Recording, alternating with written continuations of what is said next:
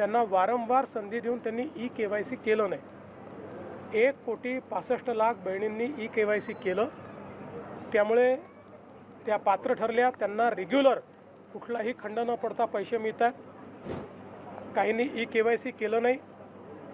अनेक लाखो बहिणींचं त्या ठिकाणी असं लक्षात आलं की इन्कम टॅक्स पेई परिवार आहे, आपल्या याच्यात इन्कम टॅक्स पेई चालत नाही। लाडक्या बहिणी ज्या अपात्र ठरणार आहे साहेब, या संदर्भात यापूर्वीही क्लॅरिफिकेशन आलं आहे। रोज तीच बातमी काही लोक देतात, पुन्हा त्याच चर्चा करतात। पुन्हा एकदा सांगतो, त्याचे नियम आणि निकष होते, त्याची तपासणी CAG करतं। एकही पैसा नियम आणि निकषाच्या बाहेर जाऊन देता येत नाही।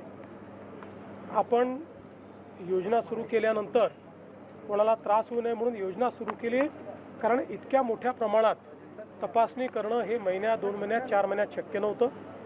त्यानंतर आपण तपासणी सुरू केली। ई-KYC हा त्यातला महत्त्वाचा मुद्दा होता। ज्या लोकांच्या लक्षात आलं की आम्ही नियमाच्या बाहेर त्या ठिकाणी लाभ घेतलेला आहे, त्यांना वारंवार संधी देऊन त्यांनी ई-KYC केलं नाही। 1,65,00,000 बहिणींनी ई-KYC केलं, त्यामुळे त्या पात्र ठरल्या, त्यांना रेग्युलर कुठलाही खंड न पडता पैसे मिळतात। काहींनी ई-KYC केलं नाही। अनेक लाखो बहिणींचं त्या ठिकाणी असं लक्षात आलं की इन्कम टॅक्स पेई परिवार आहे, आपल्या याच्यात इन्कम टॅक्स पेई चालत नाही।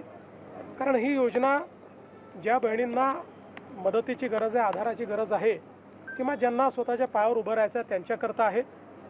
त्यामुळे त्याही जे काही लाभार्थी होत्या त्यांना आपण त्या ठिकाणी वगळलं।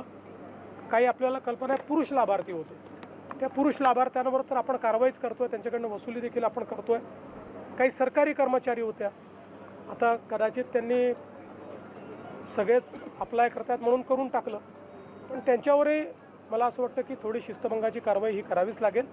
आणि म्हणून आता हा जो आकडा आलेला आहे 100% व्हेरीफाईड आकडा आहे। आणि या बहिणींना जोपर्यंत आमचं सरकार आहे तोपर्यंत लाडक्या बहिणीचे पैसे मिळतच राहतील। आता हे जे काँग्रेसचे आणि इतर लोक बोलत आहेत, हे तेच लोक आहेत की ज्या लोकांनी लाडक्या बहिणीच्या विरुद्ध कोर्टामध्ये केस केली, हायकोर्टात गेले, रोज शिव्या दिल्या, ही योजना बंद करा म्हणून सांगितलं, आणि आता तेच हिंदीमध्ये मगरमच्छ के आंसू म्हणतायत, तसे मगरमच्छ के आंसू आता हे यांच्या डोळ्यातनं वाहून राहिले।